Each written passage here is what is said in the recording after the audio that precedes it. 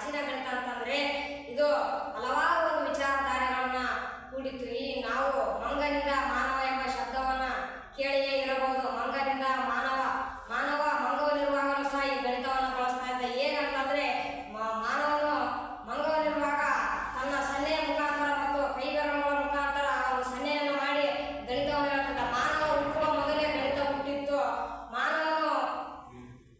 ಮಾನವನಿಗೆ ಉಪಯುಕ್ತವಲ್ಲದ ವಸ್ತುವು ಸಹ ಗಣಿತಕ್ಕೆ ಉಪಯೋಗವಾಗುತ್ತದೆ ಎಂದು ಹೇಳಲು ನನ್ನ ಪ್ರೀತಿಯ ಗೆಳೆಯನಾದ ಅರುಣ್ ಕುಮಾರ್ ಅವರು ಬಂದು ಹೇಳಲಿದ್ದಾರೆ.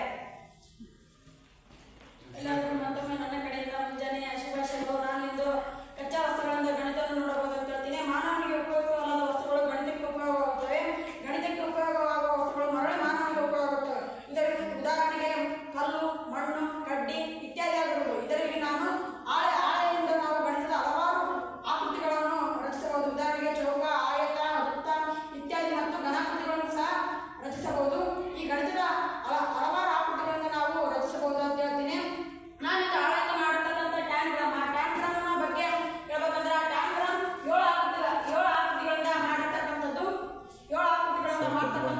ಈ ಟ್ಯಾಂಗ್ರಾಮ್ನಿಂದ ನಾವು ಮನೆಗೆ ಬೇಕಾದ ಅಲಂಕಾರಿಕ ವಸ್ತುಗಳನ್ನು, ಪ್ರಾಣಿ ಪಕ್ಷಿಗಳ ಚಿತ್ರಣ, ವ್ಯಕ್ತಿಯ ಚಿತ್ರಣವನ್ನು ಕೂಡ ನಾವು ರಚನೆ ಮಾಡಬಹುದು. ಇದರಿಂದ ಮಕ್ಕಳಲ್ಲಿ ಸೃಜನಶೀಲತೆ ಬೆಳೆಯುತ್ತದೆ ಮತ್ತು ಮಕ್ಕಳಿಗೆ ಇದೊಂದು ಮನೋರಂಜನೆಯ ಆಟವಾಗಿರುತ್ತದೆ.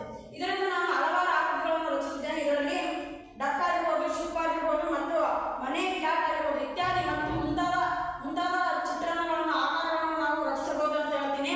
ಇನ್ನು ಮುಂದಿನ ವಿಷಯವನ್ನು ನನ್ನ ಗೆಳೆಯನಾದ ಪವನ್ ಅವರು ಬಂದು ಗಣಿತದ ಮಹಾನ್ ವ್ಯಕ್ತಿಗಳ ಬಗ್ಗೆ ಮಾತನಾಡಬೇಕು ಅಂತ ಹೇಳ್ತೀನಿ.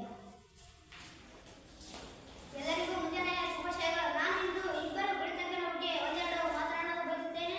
ಮೊದಲಿಗೆ ಆರ್ಯಭಟ. ಇವರ ಬಗ್ಗೆ ಹೇಳಬೇಕಂದ್ರೆ ಆರ್ಯಭಟ ಅವರು ಕ್ರಿಸ್ತಶಕ 476ರಲ್ಲಿ ಅಶ್ಮಕದಲ್ಲಿ ಜನಿಸ್ತಾರೆ. ಇವರು ನಮ್ಮ ಭಾರತಕ್ಕೆ ಮತ್ತು ಗಣಿತಕ್ಕೆ ಏನೇನು ಕೊಡುಗೆಗಳನ್ನು ನೀಡಿದ್ದಾರೆ ಅಂತಂದ್ರೆ ನಮಗೆ ಸಮಯ ಪರಿಚಯ ಮಾಡಿಕೊಟ್ಟವರು ಮತ್ತೆ ನಮಗೆ ಕೈನ ಲೆಕ್ಕಾಚಾರವನ್ನು ಕೂಡ ನಮಗೆಲ್ಲ ತಿಳಿಸಿಕೊಟ್ಟಿದ್ದಾರೆ.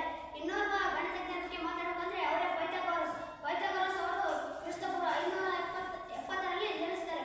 ಮತ್ತು ಇವರ ತಂದೆಯ ಹೆಸರು ನೇಸರ್ಚಸ್ ಮತ್ತು ಇವರ ತಾಯಿಯ ಹೆಸರು ಸಾಮೋಸ್. ಇವರು ನಮಗೆ ಏನೇನು ಕೊಡುಗೆಯನ್ನು ಕೊಟ್ಟಿದ್ದಾರೆ ಅಂದ್ರೆ ರೇಖಾಗಣಿತದಲ್ಲಿ ಬರುವ ಲಂಬ ತ್ರಿಕೋನದ ವಿಸ್ತಾರವನ್ನು ಅಳೆಯುವ ಸಿದ್ಧಾಂತವನ್ನು ನಮಗೆ ತಿಳಿಸಿಕೊಟ್ಟಿದ್ದಾರೆ. ಇದನ್ನು ನಾವು ಪೈಥಾಗೋರಸ್ ಪ್ರಮೇಯ ಎಂದು ಕರೆಯುತ್ತೇವೆ. ಪೈಥಾಗೋರಸ್ ಅವರು ಕ್ರಿಸ್ತಶಕ 476ರಲ್ಲಿ ಮರಣ ಹೊಂದುತ್ತಾರೆ. ಇಷ್ಟು ಹೇಳ್ತಾ ನನ್ನ ಮಾತುಗಳನ್ನು ಮುಗಿಸಿದ್ದೇನೆ. ಮುಂದಿನ ವಿವರವನ್ನು ಮಂಗಣ್ಣ ಅವರು ಕೊಡುತ್ತಾರೆ. ಇಲ್ಲಿಯವರೆಗೆ ನನ್ನ ಆತ್ಮೀಯ ಗೆಳೆಯರಾದಂಥ ಗಣಿತದ ಮಾತು ಬಗ್ಗೆ ತುಂಬಾ ವಿವರಣೆಯನ್ನು ನೀಡಿದರು. ಈ ವಿವರಣೆ ನಿಮಗೆ ಇಷ್ಟವಾದರೆ ನಮ್ಮ ಧನ್ಯವಾದ ತಿಳಿಸ್ತೇನೆ. ಜೈ ಹಿಂದ್, ಜೈ ಗಣ ಮಾಡ್ತೇನೆ, ಜೈ ಶ್ರೀರಾಮ್.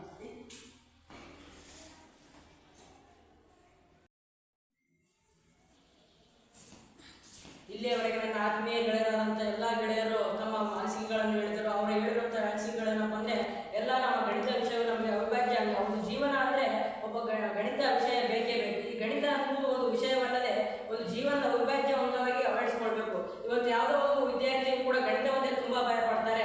ತುಂಬ ಭಯಪಡುವ ಅವಶ್ಯಕತೆ ಇಲ್ಲ. ಯಾಕೆಂದರೆ ಗಣಿತ ಅನ್ನುವುದು ನಮಗೆ ಅವಿಭಾಜ್ಯ ಅಂಗ ಅಂತ ಹೇಳ್ತಾ ಇದ್ದೀನಿ.